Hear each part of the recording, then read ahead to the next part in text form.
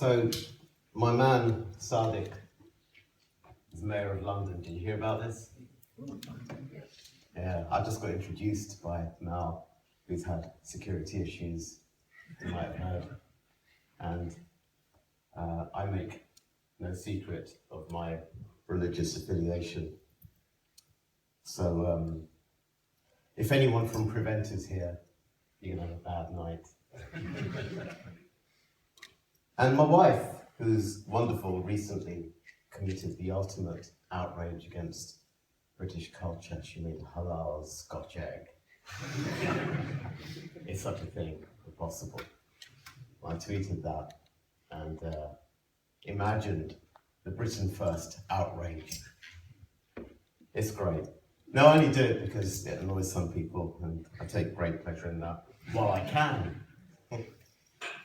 So this is called Road to Nowhere, which I guess is a propitious title for people who are embarking on a very long, hopefully, career in video games development. What does Road to Nowhere mean when I'm talking to people who are planning on building the life that I've had? Let's explain while I work out how to advance these slides.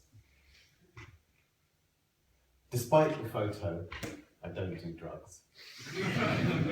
And I never did drugs. I was, and still am, the son of migrant parents who divorced when I was very young. And I was a very unwell child. I became type 1 diabetic around the time my parents divorced in '74, and came close to dying on more occasions than I care to recount. Me and my family were the victims of the most brutal racist violence you can imagine. I grew up on a council estate. Are you inspired yet, by the way? Don't worry, it gets better. So, I was an exceptionally gifted and clever young boy. And I sought solace in books and in maths, in astronomy, in the books of Asimov when I was very young. I loved the science fiction bookshop in St Anne's Court in Soho, where I used to get taken for a treat. It's cool when someone makes a noise and then they shrink in their chair. So I was bookish, I was smart, but I was bullied and I was sick. And after the divorce, I became even more of an introvert. So, really the ideal fodder for programming. It took a while before I found what I wanted to do.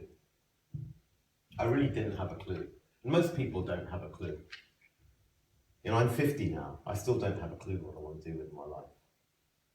But back then, I really didn't have a clue. I wanted to be a writer. I wanted to be an astronomer. I wanted to be someone who flied rockets. You know, what do kids know about what they want to be? But I remember when I was 15 and at a comprehensive school in the city of London. And we got taken to various companies where they talked about potential careers. And I think it was Honeywell we got taken to. And I didn't really know an awful lot about computers. And I don't remember a single thing from the talk that the guy from Honeywell gave. Except that he said, you can earn 30 grand a year in this new field. And I thought, that's the ticket. That's what I want to do. And you think that gets me 30 grand a year? That's the ticket. Of course, now, you guys are probably on 30 grand a year before you've left university, right? No. 30 grand a year is not a high watermark now, but back then it was a serious amount of money. And for me, it was a ticket out of life on a council estate, of vicious racist bullying, and into an environment where people would only be slightly less racist, but probably not violently so. Which is about where we are today. But I still didn't know anything about video games. What I did know was that there were these arcades, and I loved playing Space Invaders. I loved playing Moon Quester. I loved playing Galaxian. And it was like somebody had taken a piece of the future and just dumped it in 70s London. You know, like the obelisk out of 2001. You got all this paisley everywhere. And then you've got this thing from the future that does unimaginable things. But I still didn't know that's what I wanted to do because, you know, how does a kid from a council estate know that this is something that he can do? And then a friend at school gave me a leaflet for the just announced ZX Spectrum, which I hear used to be made just down the road. And I thought, this is it. You know, school computing had been particularly boring. We had a research machines, and research machines had a black and white display, didn't really do graphics, was pig ugly, and horrible to program. So I didn't like it. You couldn't do games on it, so what was the point? But when I saw this leaflet, I thought, £125, that's achievable. You know, if I wash enough cars, I could get that. And I could play arcade games in my home. That was a dream. And then there was this £175 version that had 48k of memory. Beyond the dreams of avarice. How the hell would we ever fill 48k of RAM? How is it possible to create that much memory? I've got to have me some of this. And the microdrive, well, there's another obelisk from 2001, dumped right in your living room. Something the size of your fist that has random access memory. What the fuck? So you got to remember, we had cassette tape for storage. It wasn't random access. Well, it was random in the sense that sometimes stuff would load and sometimes it wouldn't. But it was pig slow. So I did what any introverted person who obsesses over stuff and eventually becomes a programmer does. I researched and I researched and I researched. And I found that the Spectrum wasn't actually the best machine. The Atari 400 was the best machine. Now, why was the Atari 400 the best machine? Anyone here want to take a guess? If you've done your homework, you'll know exactly why the Atari 400 was the best machine. Anyone want to hazard a guess? Go on. Did it have colour display? Yeah, but so did the Spectrum. Don't be sorry. I've got kids older than you. Why are you sorry? Why would you know? I'd be mightily impressed if you knew. I'll put you out your misery. Star Raiders. Star Raiders. Probably the greatest programming achievement in video game history. This universe, not quite a universe, but pretty big, in an 8K cartridge. It was the most phenomenal game ever made for a home computer. Doug Neubauer is a genius, and I salute him. And I had to have it. So I begged and begged and begged my mum, who'd never given me more than tuppence in my entire life, if she would get me a £300 computer. And the most pocket money I'd ever had from her was £1. And to my amazement, after a few weeks of begging, she got me one with the star on this cartridge, which was the essential. I tried to explain to her that it would help me learn. So I really got heavily into this machine. And when I say heavily into this machine, I obsessed over playing Star Raiders. I played it day and night. I charged my brother and sister cups of tea to get to play on my Atari 400, which is nice. Got lots of cups of tea out of that. But then I thought, I've been obsessing, learning about computers, and I thought, I've got to learn to program. There was this kid, Greg Christensen, 16 years old, who had won the Atari Program Exchange Prize of $25,000. To a 16-year-old kid, that would have been a lot of money. He made a game called Caverns of Mars, which won the Atari Program Exchange Prize. And I thought, I've got to get me some of that. And so I started making games. I mean, they were really shit. I mean, abominably shit. But it didn't matter. You've got to start somewhere. Now, we didn't have the internet. So what did we have? We had magazines, and the best magazines came from the States. You might or might not have heard of Dr. Dobbs' Journal, Creative Computing, Analog. These magazines were a glimpse into a world that didn't exist in the UK. In the UK, we had a very different scene, but I was really into the American scene. That's how I started.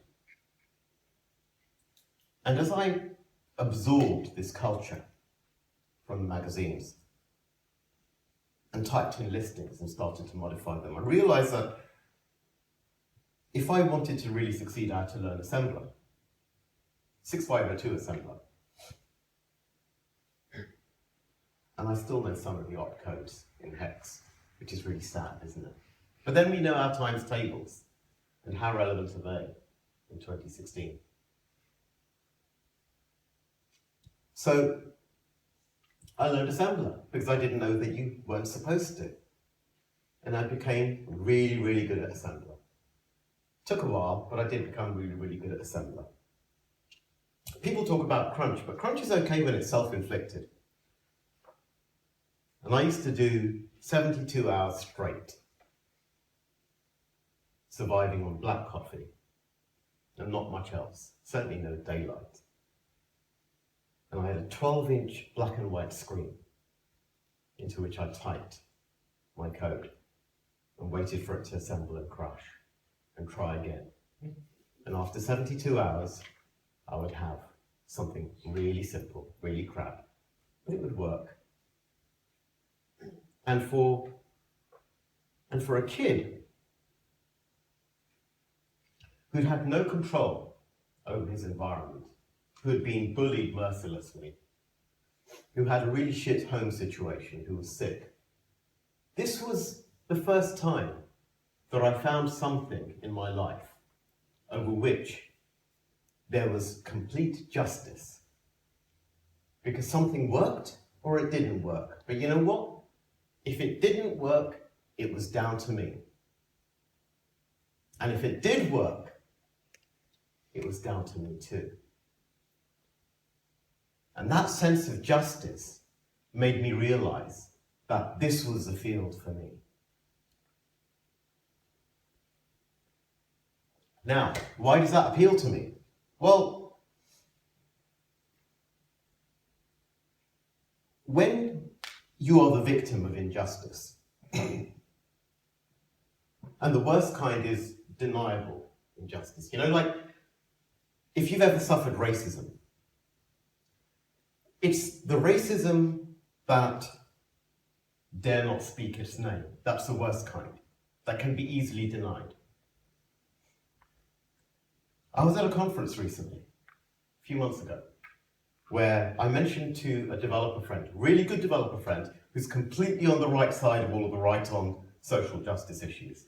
I said, One thing you probably haven't noticed, but which I should bring to your attention, no matter how many times I go out for a meal or a coffee, and very often I will find that the server will address the white person in my company. Now, a lot of you probably haven't noticed that, but I do notice, and other dark-skinned people do notice. Doesn't happen all the time, but it happens often enough that it's a real thing. Do I take it personally? No. Do I hold these people accountable or responsible? No. If you've ever read Blink by Malcolm Gladwell, and he writes a lot of shit, but he writes some good stuff too. He talks about a phenomenon where such racism is unconscious. And that in the case of policemen being more likely, especially in America, to kill black people than white people, despite these people being the police, that is, being overtly not racist at all, are subject to this racism. That's the kind of racism that really hurts. There is no racism in 6502. There is no prejudice in 6502. There is nothing covert in 6502.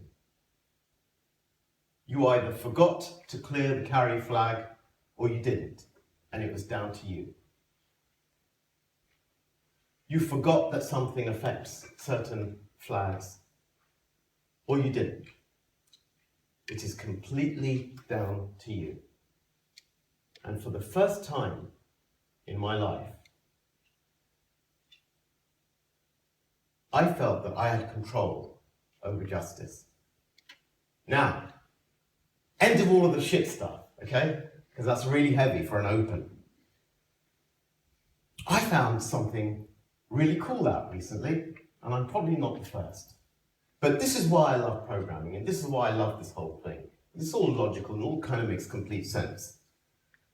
Who knows what 70 miles per hour is in kilometers per hour?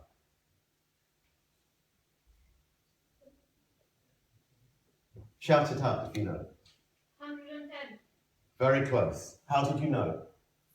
I'm from Sweden. You're... so that's a nice shortcut. That'll do. But I know that 70 miles per hour is 112 kilometers per hour. How do I know this? Who can take a guess? Speedo? Transport tycoon? So I know. 10 out of 10 for creativity. I'll put you out of your misery. It's because 70 in hex is 112 in decimal. I worked this out recently. How cool is that? Isn't that cool? Come on. Now you know that 80 miles per hour is 128 kilometers per hour. How cool is that? If you know hexadecimal for the rest of your lives, you'll be able to seamlessly switch from miles per hour to kilometers per hour. This holds true for every value. I tested it and I thought, well, why does that work? That's stupid. But of course, the conversion from miles per hour to kilometers per hour is a ratio. It's 8/5. Hold on a minute. 16 over 10 is 8/5. Wow, I fucking love programming. It works the other way, it's a bit more complicated. So for example, 240 kilometers an hour, well, 240 is F0 in hex. There's no such thing as F0 miles per hour, but yes there is, because F is 15, 150 miles per hour. Does that work? Yeah, it does. So 240 kilometers per hour is 150 miles per hour. It all works. There's no racism there. It's perfectly just. It's maths. It's great. This is why I became a programmer.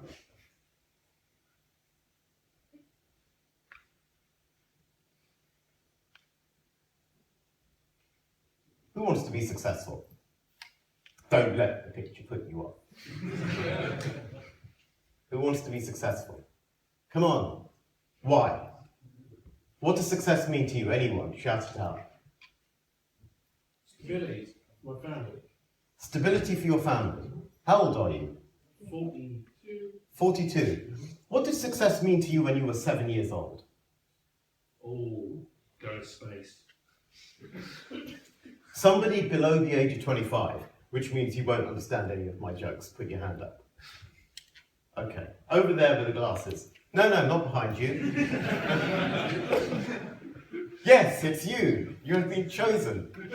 What does success mean to you?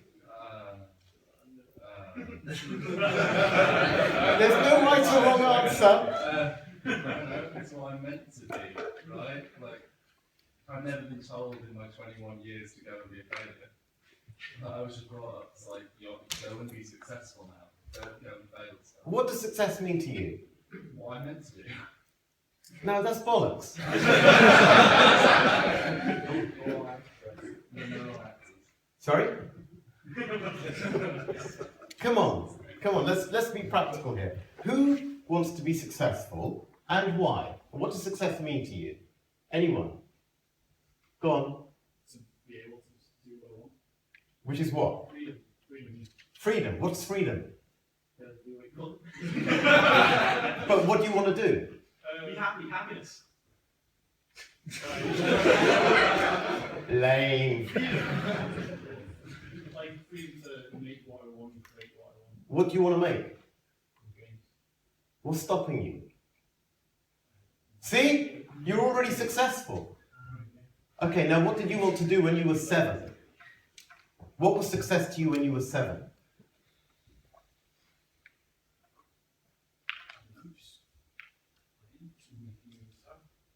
That was success, right? Getting to spend a really good day doing cool stuff. That was success, wasn't it? I'll spare you the embarrassment of asking you what success meant when you were 14. I know what it meant for me, and it ain't printable. The point I'm trying to make is, don't be fooled by notions of success. It means something different at every stage in your life. To this gentleman here, it means something completely different to a 21-year-old.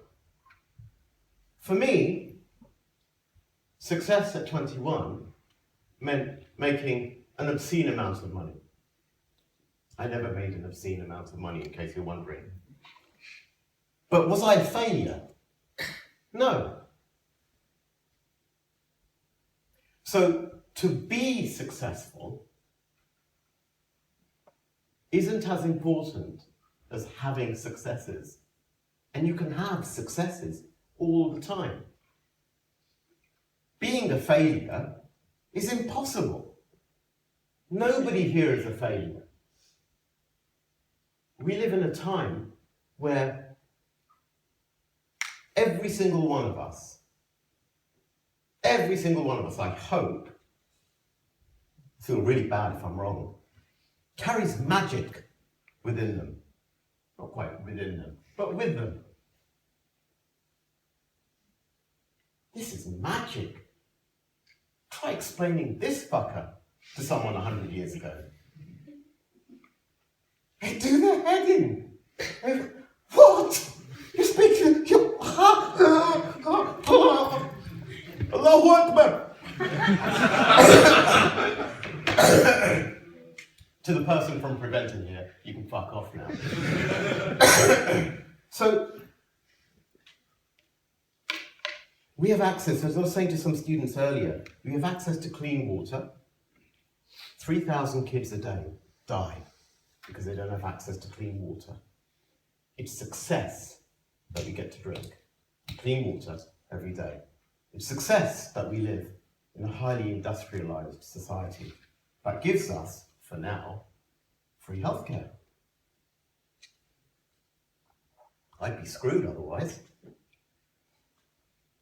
We're all already successful, so don't worry about being successful. Don't worry about success at all. Just work out what it is that you want to do and go ahead and do it. And don't worry if in a few years' time your notion of what that success means changes completely. You're all here by choice. You chose to do this. The amount of agency you have in your life is phenomenal. And also the reach of your agency is greater than at any point in history. If you want to start a business today, you can start a business today, and within a day, you could be generating revenue. You could start a global business today, and tomorrow be making money. That is only possible in this age. Now, if that isn't success, that you have access to this, what is?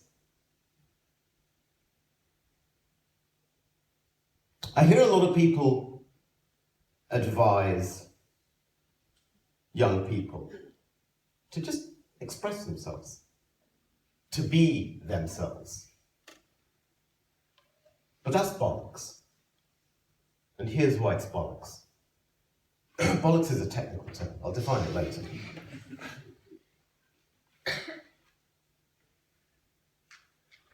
When you're starting on a path, you have not yet developed the tastes, the discernment, the practices, the understanding, the life experience, the relationships that will help you to be yourself. So before you can be yourself, you have to become yourself. And that takes time. You will get to be yourself, but work out what that is first, and then work on it.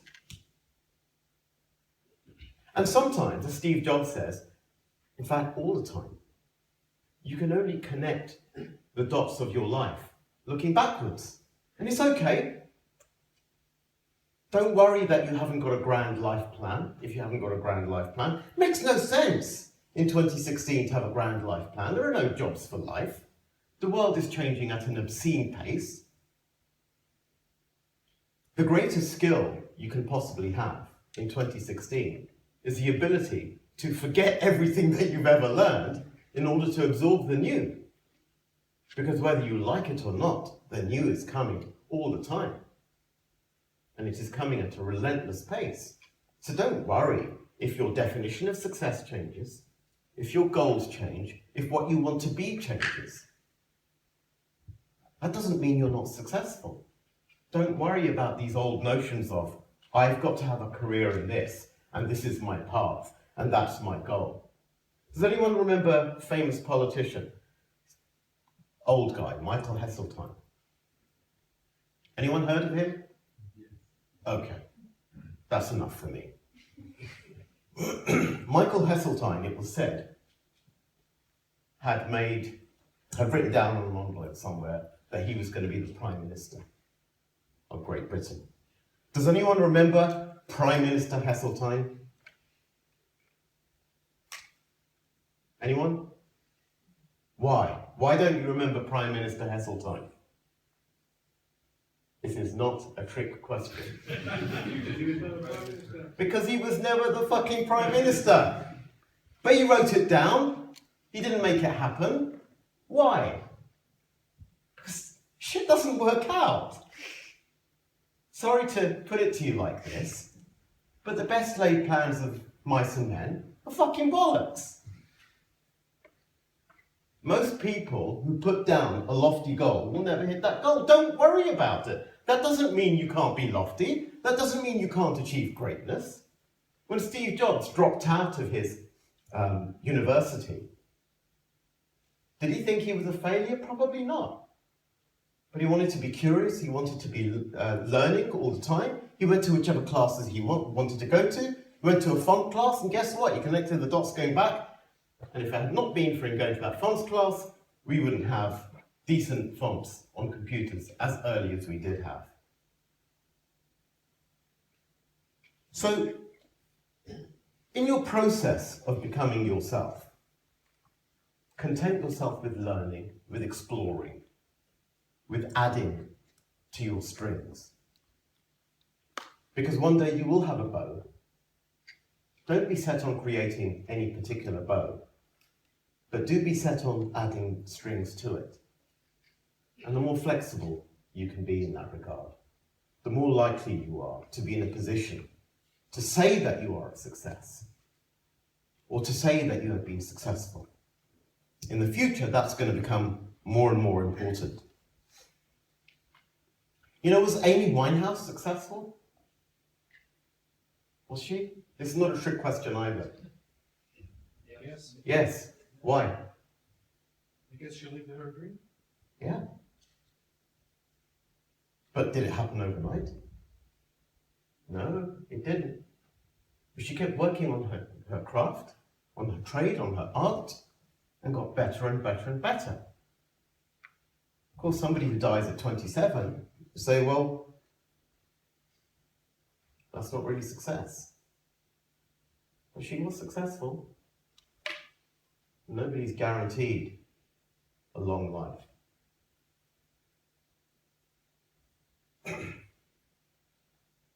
The other thing I want to talk about is your reputation. Reputation takes 20 years to build and 5 minutes to ruin. I'm paraphrasing Warren Buffett here. If you think only of working on your reputation, you will achieve success. If every decision that you make is about your reputation, you will achieve success. If I think about my own career, I started off as a programmer. I made video games, I released video games, I made money out of video games. I got to ride black cabs as a teenager, go to any restaurant I wanted to as a teenager, buy pretty much any musical instrument I wanted to as a teenager. By a teenager's measure, that's really successful. But then at some point I decided I'd had enough. The joy had gone. The industry had changed. I didn't have a grand plan. I never knew what I wanted to be as a kid. So I became a producer. No one's left the room yet, that's good. It was different. I went to work at a publisher. And I didn't know back then how being a producer would be useful. I look back now and realize it was integral to my success. And then I rose through the ranks and became good at business. But I still didn't know where any of this was going. Then my life fell to pieces, and lives do fall to pieces. That's life. And after a short period of adjustment, I got offered an interview at PlayStation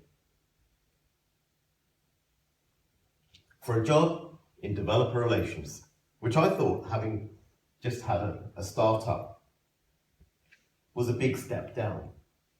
But I thought, you know, I've done development, I've done publishing, I haven't done platform. And I kind of wanted to get a rounded view. Let's give this a go. And I went, they turned me down. And the arrogant, conceited person that I was thought, oh well, fuck a PlayStation, what do they know? My agent thought different. He thought they were making a mistake. He didn't realise I'd been a completely conceited tosser in my interview, but I was. I thought I'd walk in, and of course I hadn't prepared. And we'll talk about preparation. So for the follow-up interview, which you managed to get, I was interviewed by the most ruthless bastard you could possibly imagine. He had a reputation for reducing people to tears in interviews. And for some reason, I managed to catch him off guard immediately, and the interview went brilliantly and I got the job. I spent 10 years at PlayStation, the first few years of which were, I guess, an apprenticeship of sorts, where I got to work with a lot of developers, but ultimately frustrating because I didn't get to work with them in the way that I wanted, which was that I wanted to open up the platform to them and make PlayStation a very friendly place. But eventually, my ideas started to catch on, and my star started to rise, and I was able to affect the changes that I'd always wanted to affect. And you know what's really interesting is that when that happened, it happened because I had development skills, I had production skills, and I had business development skills. And had I not had that group of skills, we would not have seen the transformation of PlayStation from a company that didn't deal with developers very nicely into one that was seen as the best possible partner for competent independent developers. So it took me about 28 years of my career, maybe 30, to become myself before I could be myself. And so when that happened, I was basically doing everything I was born to do. But did I plan it? No. Did I know that's how I would end up? No. Did I realize it was going to become as successful an endeavor as it turned out? Did I have any idea that I would reach a level of fame that was impossible to imagine as a child? No. But that's what happens when you keep working on becoming yourself. It happens even if you don't know what the next step is. It happens even when you don't have a grand plan. But as long as you're willing to continue to work on yourself. And what happens as a result of this is that your reputation, if you give everything you've got to everything you have, then your reputation will grow in leaps and bounds. Commit totally and wholeheartedly. Don't hold back, give everything, because right now you're exactly where you want to be. Your whole life has led you to this one singular moment. And every moment for the rest of your lives will do exactly the same. So don't duck it. Don't reject it. You don't know how the dots will join up.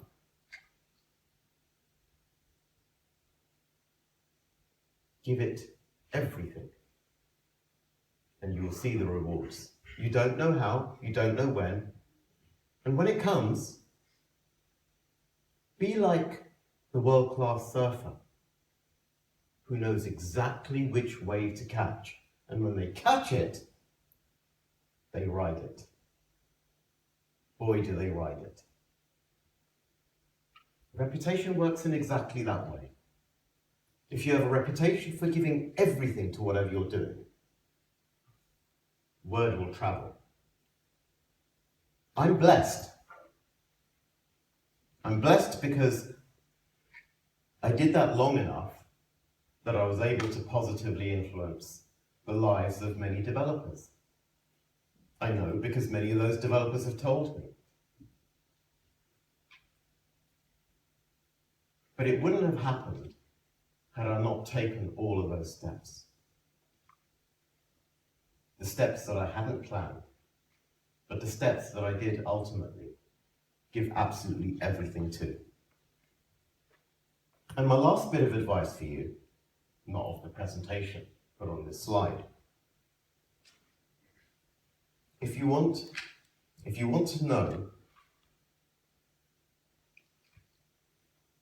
how to massively increase your chances of success, and from someone who spent most of his life being an utter wanker. This is really important. Be nice. Be nice in all of your interactions. Be nice to the arsehole boss. It's hard, but be nice. Be nice to the arsehole client. It's hard, but be nice anyway. One day you'll have kids. Some of you already have kids. Some of us are old enough to be close to having grandkids. When your kids piss you off, be nice. It is the one thing I wish I had done sooner, and that would have meant that I could have been giving you this talk 10 years ago instead of today. Because I was, without doubt, the most obnoxious wanker the world has ever known, for far too long.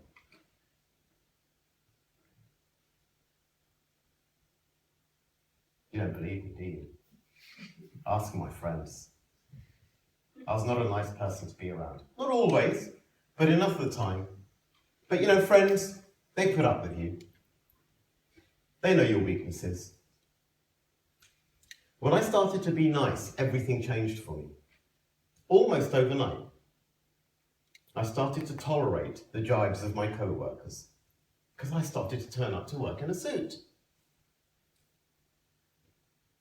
You brown noser. No, that's not why I'm doing it. I'm doing it because it has an impact on my attitude. But I didn't say that. Of course, I wanted to say, fuck you, but I didn't say that. What I did instead was laugh with them. Evita's doomed. What are you fucking doing? I could have said, what the fuck were you doing when the Vita was starting up? But I didn't say that. I said, but what if we do this and it works? And you know what happens when you start to be nice in every single one of your interactions? Is you start to build a slipstream into which other decent people want to come. You know, because people like to do business with people that they like. Funny that, isn't it? The big dirty secret of business. People like to do business with people that they like. So be likable. And watch your stock in trade go up exponentially. I was an introvert. I still am an introvert. You might find that hard to believe. But I am an introvert. And I think back and wonder how things might have been different had I been friendly with everybody I came across when I was young. Things would have been really different. You know how social networks work? Is if you're the connector, and Gladwell talks about connectors, by the way. Can't remember which one of his multi-million selling books he talks about it. But he talks about connectors. Connectors are very valuable people that connect one person to another. These are people who know loads of people. How do you get to know someone? How?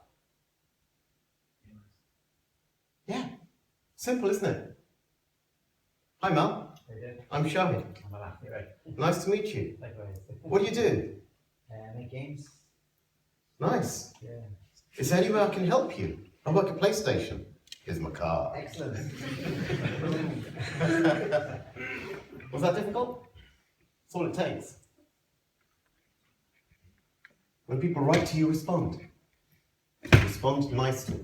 You don't have to be gushing, but respond.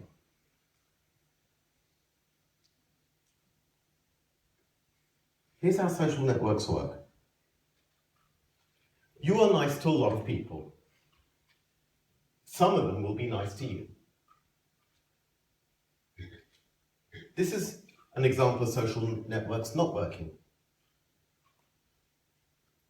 You're not nice to a lot of people. Guess what? You don't have many followers. I know, startling revelation, right? But it's really simple. If you are the one who's nice to everyone, just by the force of numbers, you'll have more friends than the people who aren't nice to everyone. Who knew? That was all done with lots of one-to-one connections. Suddenly you're the most popular person in your crowd, in your group. You're the connector. You're the person people go to solve problems. And I managed to develop the reputation of being so helpful, so friendly to developers that, it's like my barber said, if you like your haircut, tell your friends. But if you don't like it, tell us. Well, developers were telling their friends, hey, you should talk to Shahid at PlayStation, because he'll really look after you. Because what I did was I overpromised, and then I broke my back to make sure I never broke the promise. And pretty soon, developers from all around the world were contacting me. Why? Because I was nice to more developers than anybody else, and I was at PlayStation. That's unusual. PlayStation aren't being dicks to you? No, they're not. But that wasn't the whole organization. Of course, what happens is that you then become the focal point for whichever organization you're working within, even if it's just you, brand you, as Tom Peters would say. So be nice, because it's practical and it pays off.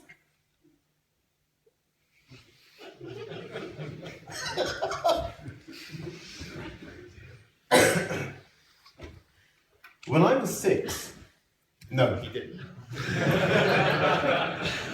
When I was 6, I watched this TV program where some guy with an Australian accent taught kids how to swim. Yeah. And I thought, as a result of watching this program, having never been near a pool in my life, that I could now swim. 8 years old, my first experience of the swimming pool.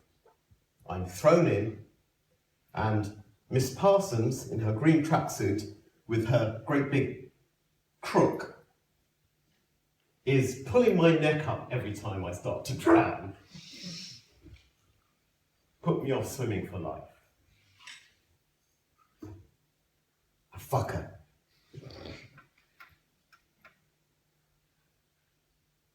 But you know what? Age 36, I got myself a teacher.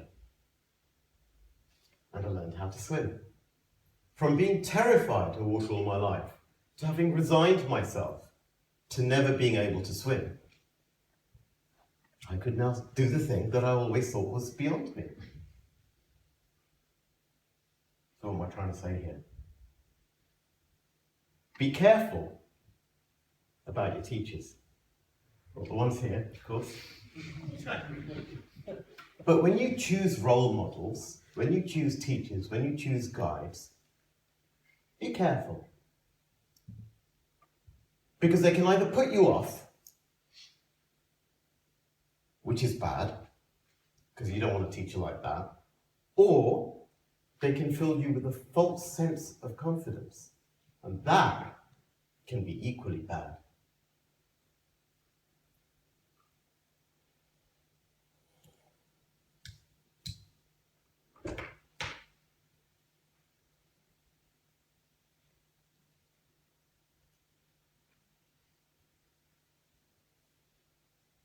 One evening I received an email from Sean Murray of Hello Games. Shahid, we're going to VGX and we are going to release this video.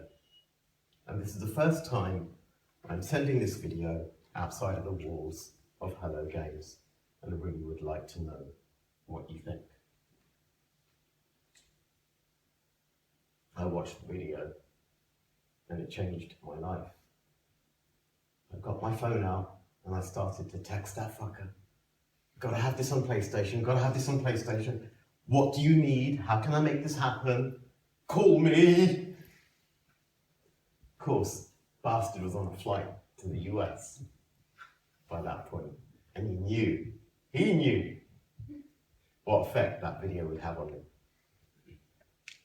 What's that got to do with reputation? Well, the reason it had that effect is because I had a reputation for doing the right thing by developers, and he had a reputation as a developer with an excellent track record of delivery, both in AAA and in his own studio, which he mortgaged his house to support for the funding and development of Joe Danger. So he knew when he sent this link that he was sending it to the right person. And our combined reputations allowed the stars to align, if you'll pardon the expression. So work hard on your reputation, because who knows? Who knows what you will achieve as a result of having nurtured it? And how? How do we enhance our reputation? Who wants to take a stab at this?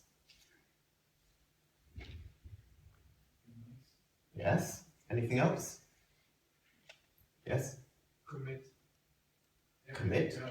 Yes? Be consistent. Yes. That's good.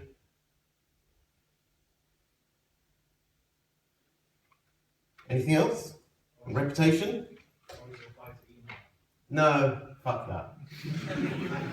If you're really good, you won't have the time. Yes. Deliver. Reputation is about one thing and one thing only. It is keeping your word.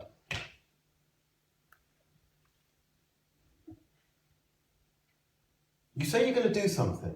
You haven't promised, but you didn't do it. You offer an excuse. What does that do to your reputation XP? Is it a +2 or a -2?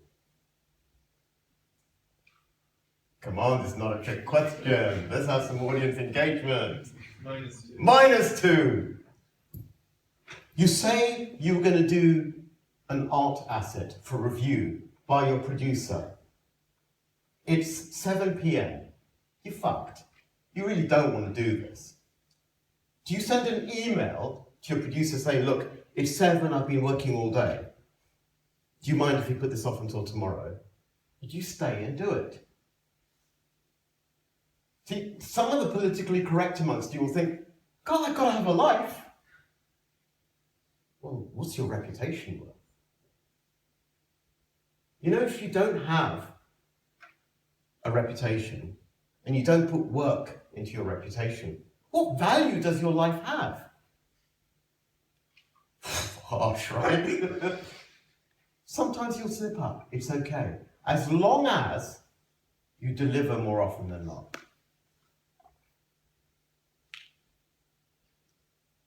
And I'm not saying commit to unreasonable stuff. And I'm not advocating for a second that people should allow unscrupulous employers to take advantage of you. What I'm saying is that your word is everything.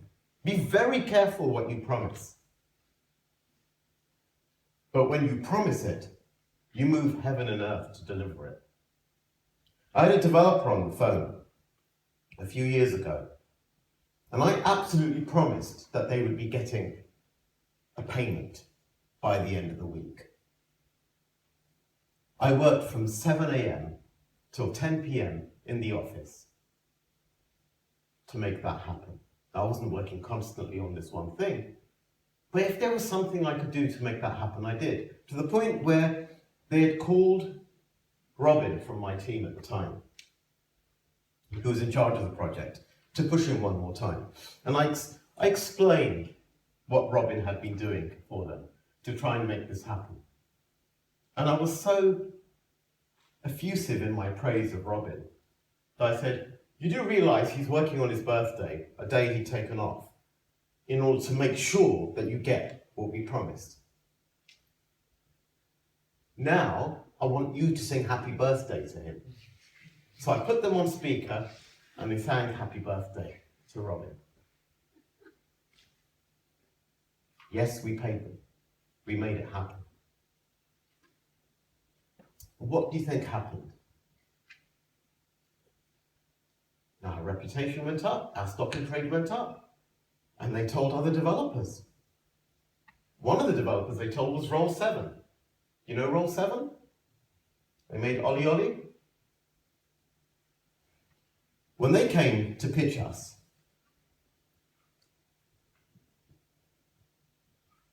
they showed a couple of really shit games, I have to say. I'm kind of, we were polite, but they could tell we weren't interested. And then they put the demo of Ollie Ollie on iOS in my hands. And they thought they'd blown it because I didn't say a word for such a long time. But the reason I didn't was because I was hooked to this prototype. And by the end of that meeting, I was saying, let's do a deal. Had we not looked after the first developer, that meeting wouldn't have happened. So safeguard your reputation. And the best way to safeguard your reputation is to honor your word. Honor your word. Be careful what you commit to, but be totally and utterly reliable. You'll get to the point where your reputation precedes you. Anyone heard that expression? His reputation precedes him. Her reputation precedes her. What does that mean? It means people know about you before they see you. And people know that you're good before they see you. That's the place you want to be. And you do that by creating great work. And you do that by being reliable to your word. And that spreads. And if you can do that, success is yours. Who knows, you might get to the point where you're able to demand a flat white just before a talk and get it delivered straight to your hand, piping hot from somebody slightly out of breath, but ever so polite. Thanks. People think I was the one that ran for it. I didn't say anything. Or, better still, Dave Lee Roth. Who knows Dave Lee Roth? Old people put their hands up. Young people don't know what the fuck I'm talking about. Not an old man. Dave Lee Roth, lead singer of Van Halen. You must have heard of Van Halen, come on! Yes! One nod! My work here is done. So Dave Lee Roth, there's a famous story about him saying that whenever they went to perform somewhere, they would ask for a jar of M&Ms in the dressing room with all the brown ones removed. And everyone said, oh, what assholes? Who does that? Seriously? You don't want to eat the brown M&Ms? What the hell is wrong with you? And he explained many years later his rationale. Van Halen had an exceptionally complex setup for their gigs. Exceptionally complex. And it required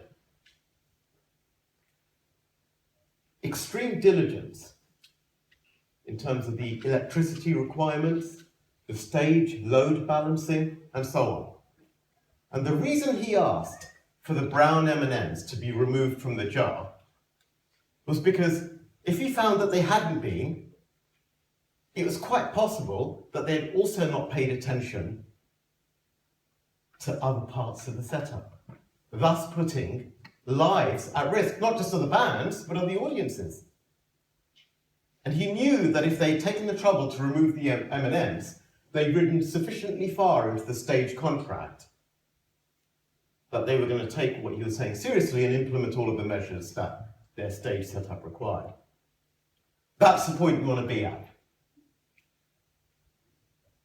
And the thing is, the guy is such a legend. For years and years and years, he didn't explain anything about this story. He just let it be out there. Oh, prima donnas asking for the brown M&Ms to be removed. Something like on page 57 of their stage contract. We wanted to make sure that people read that contract and acted accordingly.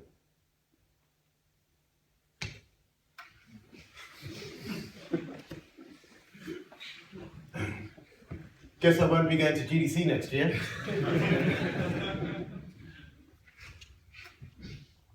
So, you have become yourself so that you can be yourself. You have honored your word. You have done the most important thing, which is create great work. You want to know how to get a deal, I guess. Well, there are no easy answers to this. Nobody knows if a game is going to be successful. All you can do is reduce the chances of something being a failure. So it is in the interests of the person you pitch to say no most of the time, because most games fail. Everybody's obscenely busy. Everybody is insanely preoccupied. You know, for thousands and thousands and thousands of years, well, since the beginning of humanity, children have dreamt of flight. You know, for so long, the shortest distance between dreams and reality was magic or miracles. And these things were not exactly in plentiful supply.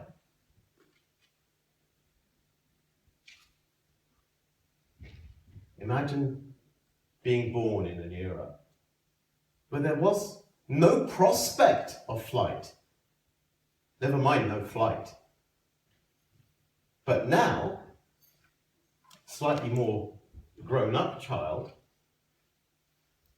on a Sunday night, can pull out one of these, book a flight through one of these, book an Airbnb through one of these, message a few friends on the other side of the world from one of these, and on the next morning, be on a plane to the other side of the world. And then 24 hours later, come back again. And that is exactly what I did a few months ago. Well, if that's what you can do from one of these on a Sunday evening without speaking to a single human being, what else is possible? No wonder we're all fucked for time. No wonder we're doing this all the time. You can't blame us. It's magic. What we can do with one of these things, it is magic. We take it for granted. People younger than you, yes, they exist, are growing up with these things, and it's normal for them.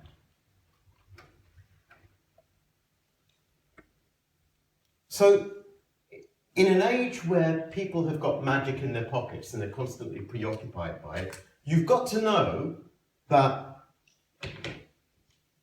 you're not just competing with hundreds and thousands of other developers out there. You're competing for the most precious resource in the world today, which is time. And what is time composed of? I take it no one's doing the astrophysics class here. Time is attention. Time is attention. Attention and focus. And nobody has any. I'm amazed none of you got your phones out right now. And maybe someone at the back. That's why you're sitting at the back, I guess. Don't blame you. I would. The problem is the people that you're pitching to are plagued by the same problems that everybody is plagued by. They are massively distracted, they are massively preoccupied. So when you go to a meeting with somebody, what is your goal? Your first goal? Yes. Yes.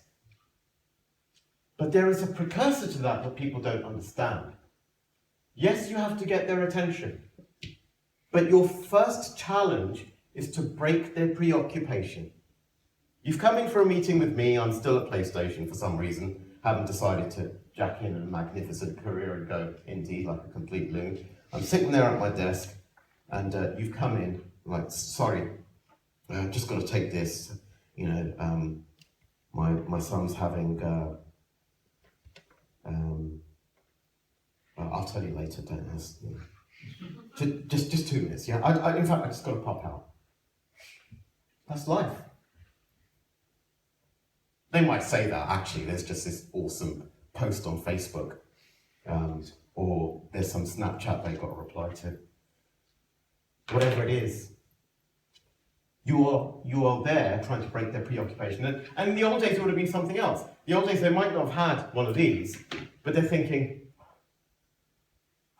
my boss was a right fuck to me this morning. Fucking kill him. Bastard, how could he say that? Meanwhile, they're like this with you. Yes. But in the back of their minds is, you know, and remember what I said, don't take things personally.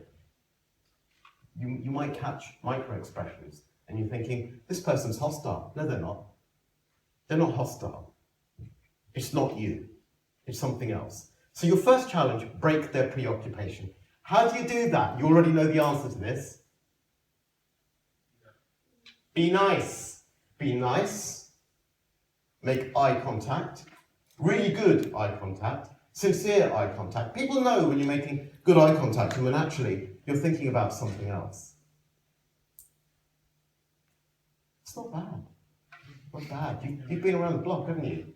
You've got that 1,000-yard stare down. Even through the glasses. I've got to be careful he's not clocked shit. So, be nice, that's the start.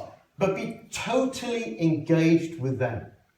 Don't worry about how you're feeling. Lovely to see you, Mel. Thanks for making the time for me today. Thank you. So, I want to talk to you about my game. What did I do wrong? It was about you. Yes! It should be about them. Yes! Fucking brilliant. This guy knows what he's talking about. Your job is to fix problems. You thought you were here to be creative. No. If you're pitching, your job is to fix problems. Whose problems? Your client's problems. That is your job. Someone in this room who I love in a totally manly way, I'm going to embarrass him by telling you who he is, sent a video. The timing couldn't have been better. But what that video was doing, because of the timing that it was sent, was potentially solving a really big problem for PlayStation. So work out what the problems are of your prospects. And if you can't solve those problems, don't worry, be receptive. There will come a point in the future where you are able to solve their problems. And this goes back to the point I was making about being nice. Because the more people you are nice to, the larger your network, the more likelihood there is of you being chosen to be a candidate for fixing their problems in some future situation in which you would be perfect. But if you hadn't made that effort, then the chances are zero. You'll be hanging onto the coattails of life, watching opportunity after opportunity pass you by. As someone who did that for decade after decade, that's understandable. You can still make a living. But if you really, really want to smash it, then you have to be nice, you have to take the time, you have to understand the problems. And the problems of your client are the problems of their customers. Now, we're talking about video games, not widgets. What the hell does that mean? Let me put it into some context for you. So, for example, with PlayStation, when I say problem, you can call it opportunity if you like. With PlayStation, They're trying to sell this device called PlayStation VR. What does PlayStation VR need in order for it to be successful? Games! Other stuff too, but primarily games. They're a games company. Problem statement. We have an amazing hardware device. We have insufficient software for a successful launch. So my job at the time, about a year and a half ago, was to find loads of great VR games. Now, if you were switched on, you would know that this would be a problem for PlayStation. You'd make an effort to contact people who are likely to be commissioning that.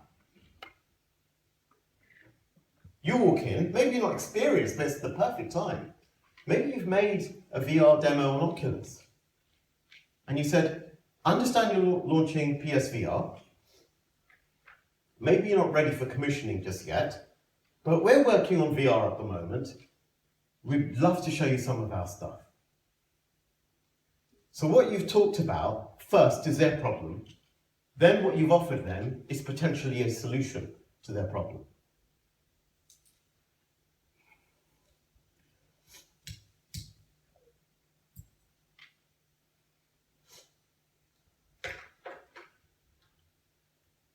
We're in an interactive medium. I put a great deal of emphasis on the value of prototypes. Why do you think that is? Make sure it works. Make sure what works. Yeah, make sure it's fun. Yeah, that'll do. I'll give you that. I won't be too brutal. But we're in video games. We're in an interactive medium. How could you possibly know? Could a PowerPoint tell you if a game's any good? Okay, I'm going to give you a PowerPoint deck. Third person, action adventure. Features swashbuckling hero character who shoots shit up. That's Uncharted 4.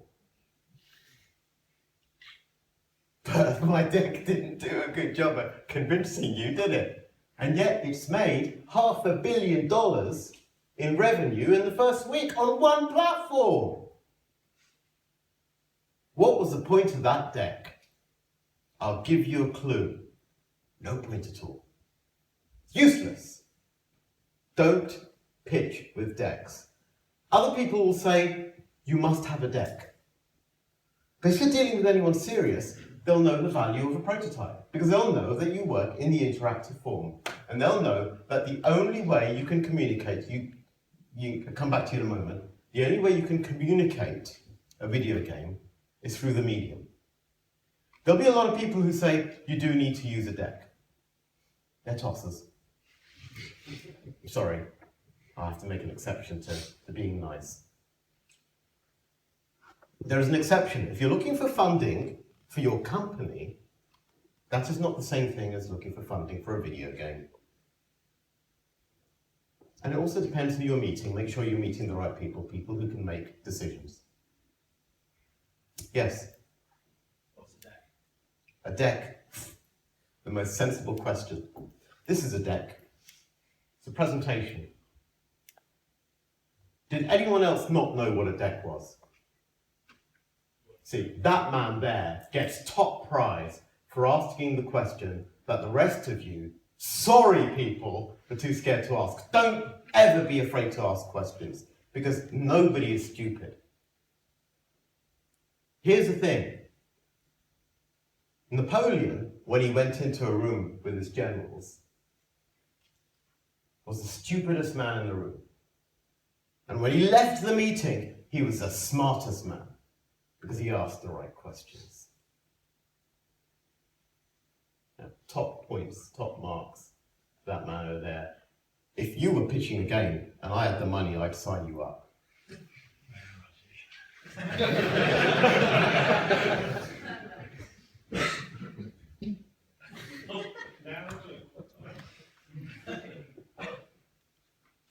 So, imagine you are an up-and-coming pop band. You go to see an A&R person. And you show them deck. This is our new song.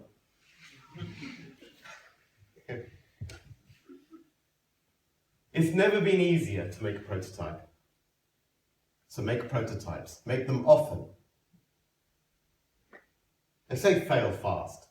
That's bollocks as well. You don't want to fail fast. You want to learn fast. You only fail when you stop. You know how you know that you have failed? When you stop going. So long as you keep going, you haven't failed yet. The race is not run.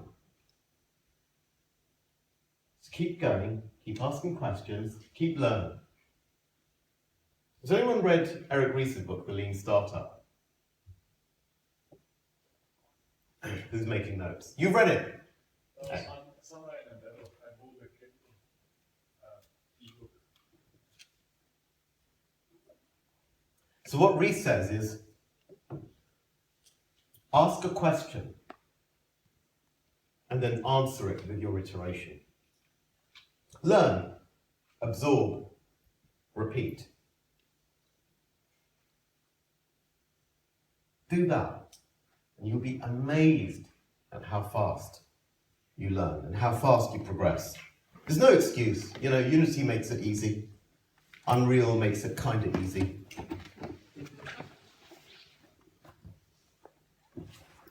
You didn't buy my line about decks, right?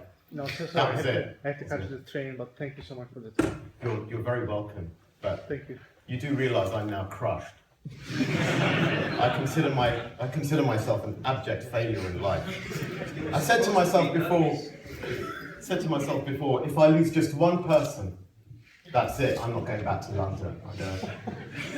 I'm going to come here and start from ground zero. Shit, I said ground zero. Muslims shouldn't say that.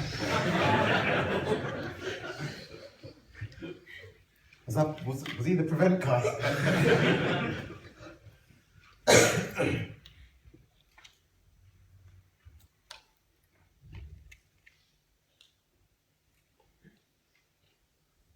We're nearly at the end.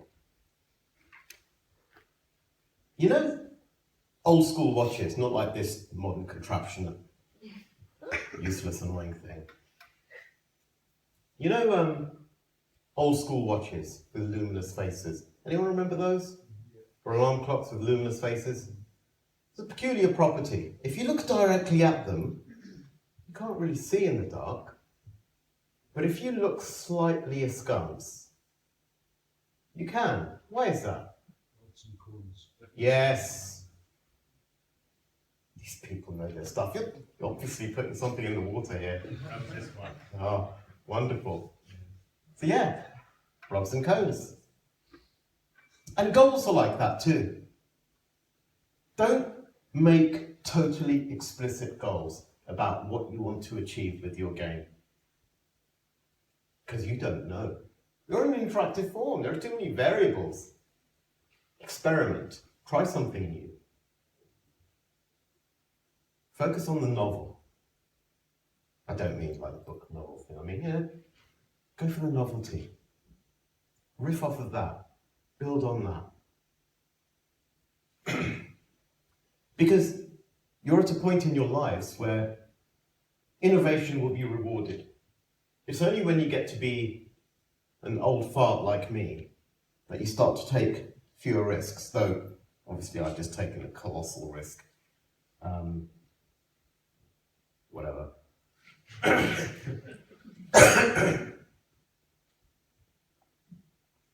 You can take risks, so take risks.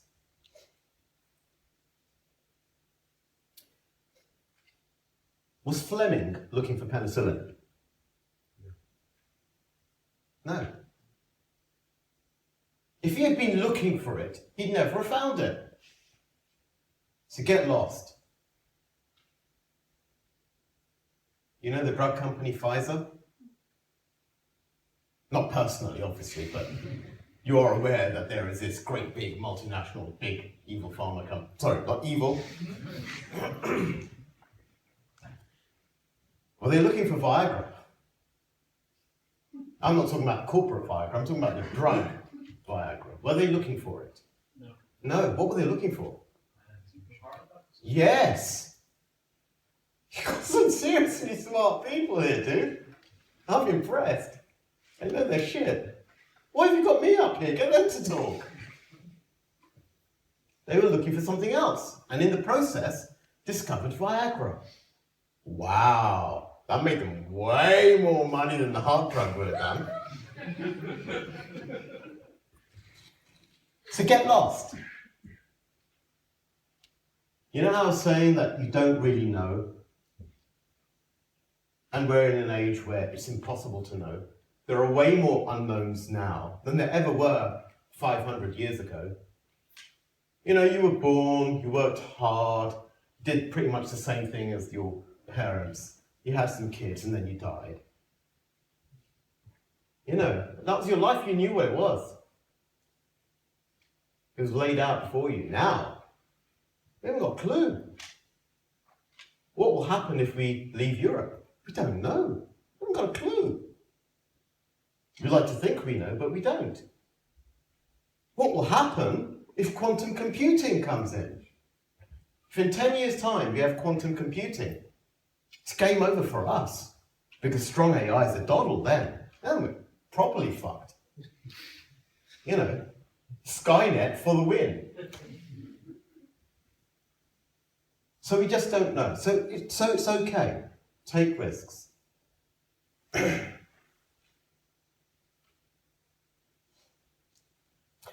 This slide over here, that picture. When I moved to a new department before the beginning of my adventure with independent developers, we were all asked to give a presentation about our time, which for me had been short, in this department. And of course, people brought decks, which is what you do when you give a presentation. I had a weekend. I wrote a game. It was a very simple game. I hadn't programmed in a very, very long time. It was in C++, so I was asking for trouble, but I did a game. And of course, everyone was blown away. I didn't know if it was going to work. I didn't have a clue, but nobody else thought to do it. I got lost. And in doing so, I won. Mike Daly, is he in the room? He's not, is he? Don't blame him. He knows all of this stuff. Mike Daly and David Jones, did they know that they were going for lemmings?